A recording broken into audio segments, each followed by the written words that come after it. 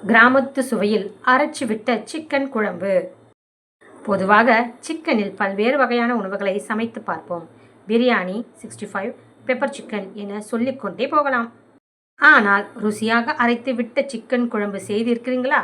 அப்படி இல்லை என்றால் கிராமத்து ஸ்டைலில் இதை எப்படி எளிதாக செய்யலாம்? தேவையான பொருட்கள்: சிக்கன் 3/4 கிலோ, வெங்காயம் 3, தக்காளி 2, பச்சை மிளகாய் 4 முதல் 5, இஞ்சி பூண்டு பேஸ்ட் 1 ஸ்பூன், மஞ்சள் தூள் 1/2 ஸ்பூன், மிளகாய் தூள் காரத்திற்கு ஏற்ப, மல்லித்தூள் தேவைக்கு ஏற்ப, கரம் மசாலா 1/2 ஸ்பூன், தேங்காய் தேவைக்கேற்ப, மிளகு 1 டேபிள் ஸ்பூன், சீரகம் 1 டேபிள் ஸ்பூன், வெந்தயம் 1 டேபிள் ஸ்பூன், சோம்பு 1 ஸ்பூன், எண்ணெய் 1 டேபிள் ஸ்பூன், பட்டம், லவங்கை, கிராம்பு, ஏலக்காய், உப்பு தேவைக்கேற்ப, கருவேப்பிலை, தேங்காய் எண்ணெய்.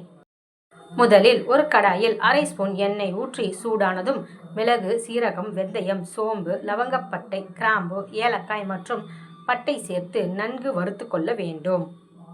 பின்னர் அதில் துருவிய தேங்காயை சேர்த்து நன்றாக வறுத்து அதனுடன் மஞ்சள் தூள், மிளகாய்த்தூள், மல்லித்தூள் ஆகியவற்றை சேர்த்து லேசாக வறுத்து அடுப்பை அணைக்கவும். வறுத்த அனைத்தையும் நன்கு ஆறியவுடன் அவற்றை ஒரு மிக்சி ஜாரில் போட்டு பேஸ்டாக அரைத்தெடுத்து கொள்ளுங்கள். மற்றொரு கடாயில் சிறிதளவு எண்ணெய் ஊற்றி காய்ந்ததும் நறுக்கிய வெங்காயம் சேர்த்து வதக்க வேண்டும். வெங்காயம் வதங்கியதும் நறுக்கிய தக்காளி, பச்சை மிளகாய் சேர்த்து நன்கு வதக்க வேண்டும்.